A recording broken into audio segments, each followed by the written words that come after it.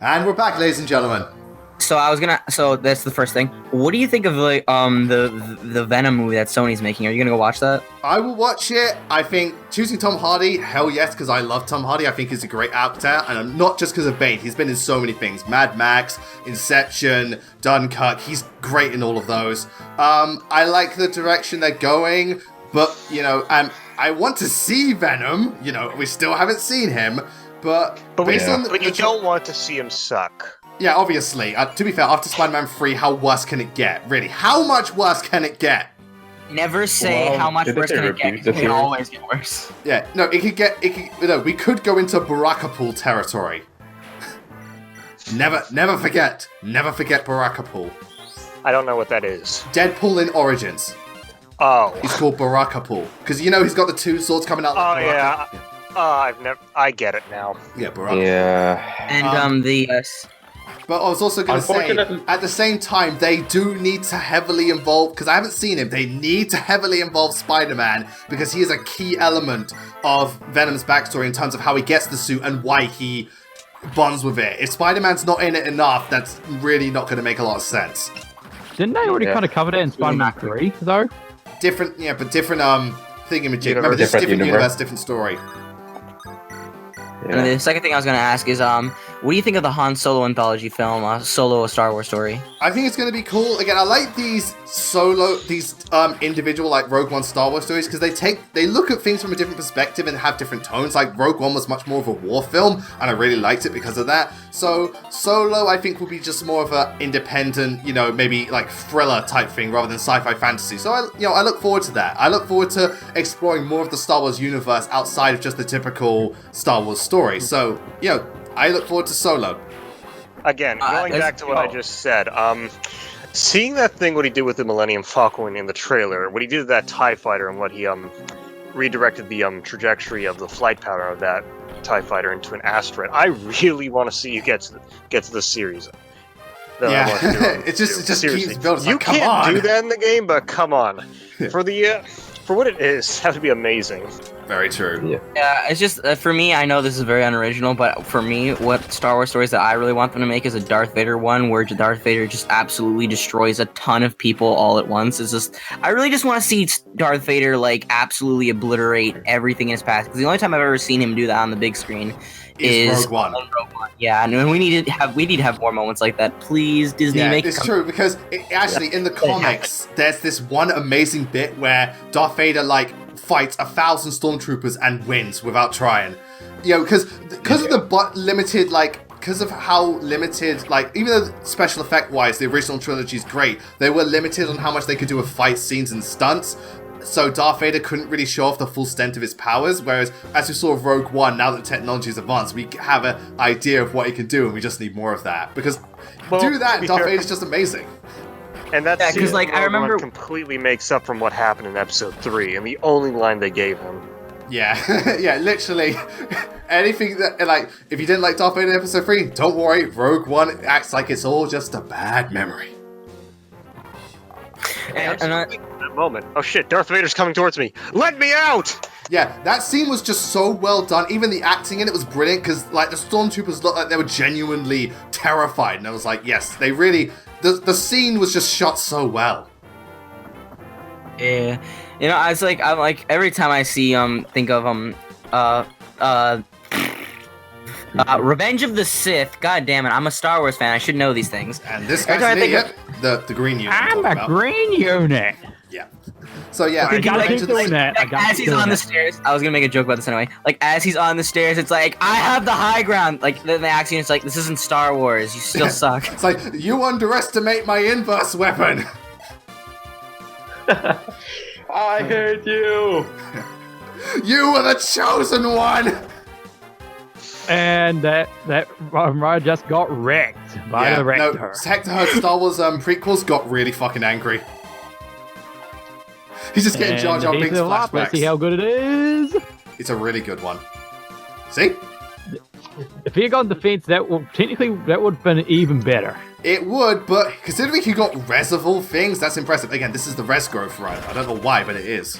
And Raph crits, and Raph immediately crits. Yeah, you're still not being used, Raph. Stop being such a tryhard. But Blazing Knight, if Yep. you could be in the Star Wars movies, would you be dark side user, light side user, or will you be like some kind of other thing, like a mercenary, like Han Solo or something else? Grey Jedi. Yeah, that sounds good. Yeah, like Ahsoka and Qui-Gon, where I live through the Force. You know, I don't use it for the Republic. I don't use it for my own personal gain like a Sith would. I just live by the Force. Because that is, to be fair, that is, and I've watched a lot of videos on this and I know a lot about this, that is the ideal way you're meant to use the Force. You're not meant to use the Force, you know, for your own personal gain. You're just gonna, you just let the Force, guide the way you live. You were about to say dictate the way you live. No, yeah. You have it, it guides you, the Force guides you, rather than I want to use the Force for this, that, and the other. Yeah, because I remember, I haven't actually read a lot of the comics, or not a lot of the comics. I haven't read a lot of the Legends material, and there was a guy. I'm gonna recommend this guy to everyone who's watching right now. He's called Star Wars Theory. Really great channel. He just hit 1 million. He's really cool. Agreed. He's great with that stuff. You get a lot of info, and he does really cool fan fiction type videos. I watch him. I love him. Talks about Grey Jedi, Sith, and like everything you could ever possibly want from Star Wars. So I definitely recommend him. And I remembered like I got into a lot of Legends material and comics from him because like a lot of the things he does was absolutely amazing. I especially love some of his fan fictions because a lot of them go in and do things I wish I could see in Star Wars movies, but I don't get to because either technology was limited or for some reason George Lucas didn't think it was a good idea to put it in, and for whatever reason Disney's not doing it now. Do it soon, Disney. Yeah. Have the power, give it to us. True. That green unit kept fighting till the end. Yeah. Well, the fact that he didn't die 3 turns in, something. Yeah, I guess he was like a relative of Guard too. Just God too.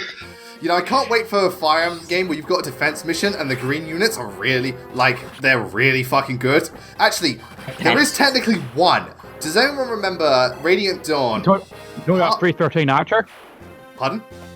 Was that 313 Archer? No. People make memes about? The one where it's part 3, chapter 12, where you're on the cliffside. You know that one? Oh, that one. Yeah, because funny thing, I remember I trained up my units pretty decently, and by the time I got to that part, the NPCs were stronger than me. I was like, what the fuck? And then green unit to the rescue. Yeah, well, technically they were yellow units, so, you know, whichever. Yellow turbans to the rescue. Wait. This isn't Dynasty Warriors. Nope, we already have a Fire Emblem Dynasty Warriors. Literally, we have a Fire Emblem Dynasty Warriors, which gets DLC on Thursday. What's that DLC for again? That's the Shadow Dragon pack, which is Navarre, Minerva, and Lind. And everyone's going nuts over Minerva because of how she looks in 3D, though I will admit she does look very nice. Yeah. I'm actually thinking of grabbing a Switch with my course-related costs alone. Because I am going to... You're not the only one. You're not the only one. Yeah, the Switch is selling like hotcakes, man. They're doing really well with the Switch. I just hope they can keep it up. I don't want this to be a Wii 2.0, where the first couple of years are great, and then after that it's literally nothing. Until Smash comes out. Are you worried that it will become the PS Vita again? No. PS Vita was kind of doomed from the start. The Wii had an amazing first 3 years, and then after that, nothing. Absolutely nothing, except maybe Skyward Sword and Donkey Kong. I just don't want the Switch to be the same thing. Yeah, true. Though I was a personal lover of the PS Vita. Oh, also, I know we're past this topic, but I just remembered something that was super amazing that I saw before. There was this video for Star Wars. Again, I love Star Wars. I'm a big Star Wars fan. I love Star Wars too, man. Yeah. It's called The Chosen One, and it is such a good video. If you have not seen it, look it up right now. Isn't it? Absolutely That's basically amazing. like a montage of like Anakin's life. I think it portrays him a lot better than the prequels do, if I'm being honest. Well, there's a lot of things that anyone on the internet could portray a lot better than the prequels can. It's almost like the prequels are shit. Well, I think episode 3's cool. Yeah, though I love the games based on the prequels. Oh yeah, some of them are really good. GBA Battlefront game. 2 I still love. I like the Revenge of the Sith, video game, and Knights of the Old Republic is a classic. You're talking about the original Battlefront 2, not the EA bullshit one. Of course I'm not talking about the EA bullshit one. Though I heard the game itself, moving away from microtransactions, is actually pretty solid. I'm not gonna lie, just from the soon. backlash that EA was able to get with Battlefront 2, I still consider Battlefront 2 worse than the one they made 3 years prior. It was like... Seriously. It was doomed from the start because, let's face it, the microtransactions in that game was probably the worst I've ever seen. Yeah, that was so unfair and unbalanced, it was ridiculous. Yeah, General Grievous is coming out soon for that game, though. Yeah, but to be fair, that player base is gonna die quickly. Yeah, it pretty much will. I hate to say it like that, but then again, it's EA doomed themselves, because again, I reckon, because Battlefront 2, from what I remember, pretty much fixed a lot of the problems Battlefront 1 had, but then they shot themselves in the foot with microtransactions. They were well, then again, in Battlefront 1, there were no microtransactions. Yeah. So that's what a lot of people have to give it for. But the content was very lacking. And I'll still admit that it was like that, but still. I still think it's kind of hard for me to say this, but yeah, it's kind of embarrassing when I have to say that the original Battlefront that EA made has a little more replayability value for me than the second one, which was doomed from the start. I think the saddest part is that you can tell a lot of time and effort went into those games, because not just graphically, but you can tell, behind all that, there is a really good game trying to get out. Honestly, it's kind of hard for me to actually forgive the community. They wanted the next Battlefront game to be so good, and they overlooked everything they did wrong with the first Battlefront. Yeah, but that's like a lot of things. And to be fair, last year the Star Wars community went a bit they became, I hate to use this word, but they became slightly toxic, not only over Battlefront, but over The Last Jedi 2. Well, then again, Can I just say this? Can I just say this? I don't think that Last Jedi is not my favorite Star Wars movie, but I honestly do not see how it is as bad as people make it out to be, because there were moments that I liked in The Last Jedi and moments I thought were really cool, but there were just things I was just like, why didn't they do this? This would have been so much cooler. But I honestly, I look back to it and I'm like, seriously, how do people hate this much? I do not. I'm gonna recommend something. I said this before, but I didn't say it on video. You ever hear of the video, the channel called I Hate Everything? Yep. The YouTube channel. Yeah. Yeah, I mentioned it last time. If you really want a more solid opinion on the Last Jedi and his review, go ahead and look it up. I recommend it. It's a bit of fun. It is his own opinions, yes, but then again, even after he posted the video, he got a lot of backlash from his comment section. Yeah, I know, it got pretty bad, but, it's weird. I don't know why I'm not even going to touch on the subject.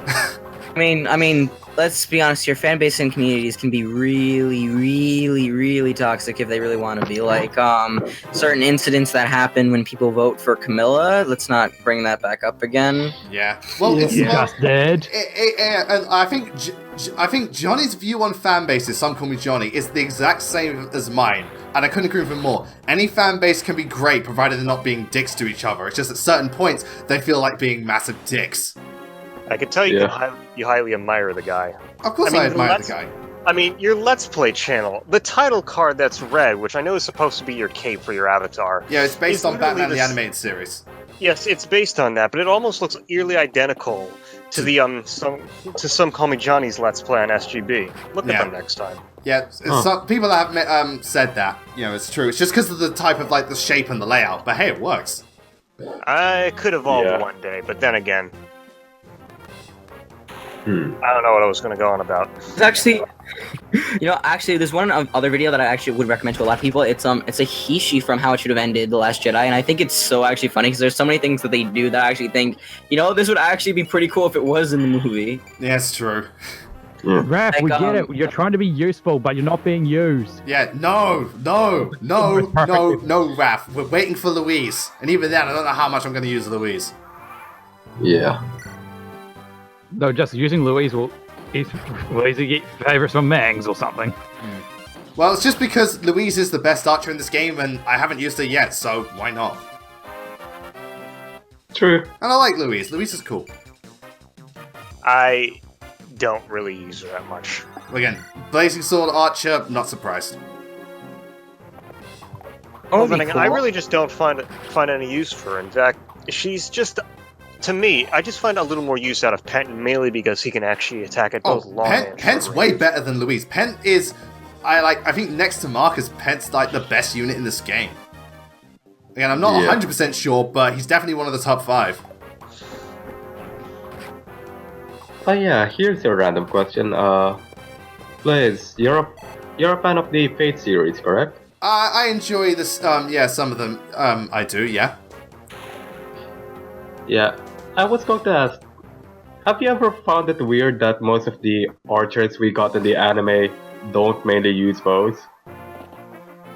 Wait. Most of the what? Don't mainly use what? Most of the archers. Most of the archers, yeah. But I think the archer class is more about weapon proficiency rather than using bows. Because like Gilgamesh doesn't use a bow. Shiro Archer doesn't really use a bow. It's more to do with the fact that I can use a fuck ton of weapons rather than specializing. Yeah, I found it interesting that in Fate Apocrypha, both of the archers in there are mainly bow units. Yeah, it's like, we're called archers, we're gonna fucking live up to that title. Apocrypha, isn't that the name of a Daedric realm from the Elder Scrolls series? Probably. Yeah, that is. Probably. That's the main. That's like one of the main Daedric Lords realms, Hermaeus Mora, the octopus-looking guy. Fate Elder Scrolls. That'd be interesting. Actually, I might as well bring this up now that someone brought this up.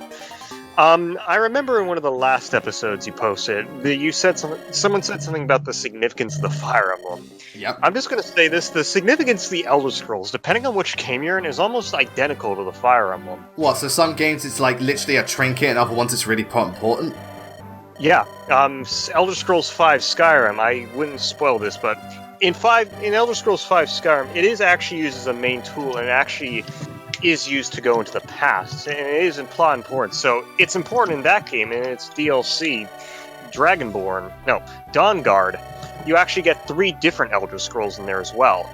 So yeah, they at least did make it useful in Skyrim, but in Oblivion it's completely different. You actually get to have that Elder Scrolls. No, you retrieve it during the Thieves Guild quest. But real quick, before we talk about anything else, I'm noticing that we're getting right to towards the end of the chapter. Everyone's finishing everything up. So, do you guys want to redo how we all got into Fire Emblem real quick? All right, we're going to have to do it quickly. I'll be very quick. My friend came over, showed me Visual Boy Advance. I played Sacred Stones, loved it. Tried Fire Emblem 7, didn't like it because I was burnt out. Played Sacred Stones for years, but nothing else. And then my friends got me into Awakening. Played that, loved it. Played Sacred Stones again. Then played Path of Radiance. Then played Radiant Dawn. Was hooked, got through all the games, and I am where I am now. Amazing. Yeah? Right, me. Sister installed the Visual Boy Advance, tried out Sacred Stones, messed up real bad at the end, played it again, didn't get to play another Fire Emblem until Awakening, and here I am. Okay. Played Smash Brothers, liked Corn, bought Fire Emblem Birthright, went to Revelations, then got Awakening, got Conquest, liked all 3 of the games, went back to the Wii U and got myself some Sacred Stones and the Fire Emblem 7, became a moderator in your chat, now I'm overlooking half the stuff here. And Nice. I'm making a story with Ken. Yeah. And RNG Gumi? Yeah, it was just simple. Smash Bros. Seeing Marth and Roy, starting to get me interested in it. Got through years, like a few years ago, started playing a little bit of Sacred Stones, mainly got Awakening, also, and to prepare for my Fate Special Edition when I got it, and then just been playing a lot of that, and then just playing it ever since. And Leo Cord, you're up.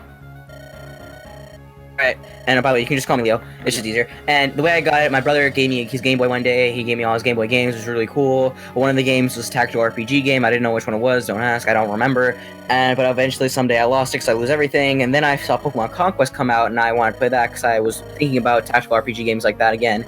Played Conquest. I tried doing some stuff with it, but I couldn't figure out any of the things. And eventually I lost it, like I always do. And then eventually I was surfing Jay Witt's channel, and I saw his top 10 couples video for Valentine's Day special, or I guess singles awareness day special thing. And I saw it, looked at it. I saw a game where it said anyone you want. I was like, okay, what's this? And then as I looked into it, and I saw that it was in his top 10 games of 2013. Saw Awakening, saw it was the exact kind of game I wanted. I looked for it, bought it.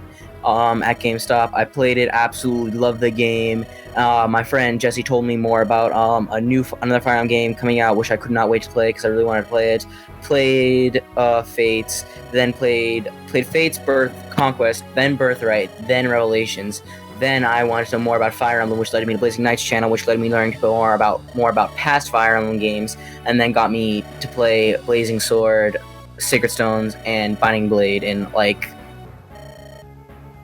I'd say 4 weeks. I played those 3 games all at once. Nice. You know, yes, and that's how I got into Fire Emblem. But yeah. Yeah, and Hector's noticing that his brother don't look so good. Yeah, we get another exclusive bit, just hinting further and further, because for those who don't know, Uther does die in this story. Again, why Wait, did he doesn't not look so become... good. Those scars make him look awesome. I know. Spoiler alert, by the way. I know, main spoiler alert.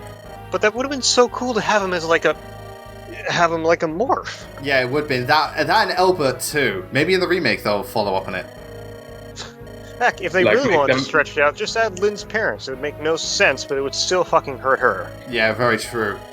It's in character with Nurgle. I'd say go for it in the remake. Yeah, just because he likes to fuck with people.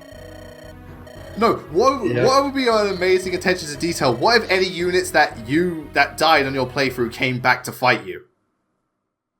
Oh, I mean, like, that would be Dark fun. Lord, the Dead Lord situation and FE5. Something like that, yeah. Well, I guess that's it for this part, and I'm glad we got this finished up. Yes, we did, and still recording, You so should that's be recorded. good. So, anyway, thank you all for joining me once again. I'm sorry I had to make you do this twice. That's all right. I'm glad to be back. Yeah. I at least got to share my thoughts, so next time I'll let the other guys join. So, yeah, good to be here. Indeed. Okay, Don't forget so- to press record for a second time. Yeah. Okay, Yeah. so next time we meet, we're heading off to the desert and tackling the desert chapter, only this time it's looking very similar to Binding Blade, for better and for worse. But until then, thank you all very much for watching. I'll see you all next time. Take care. Stay Bye. frosty, my dudes.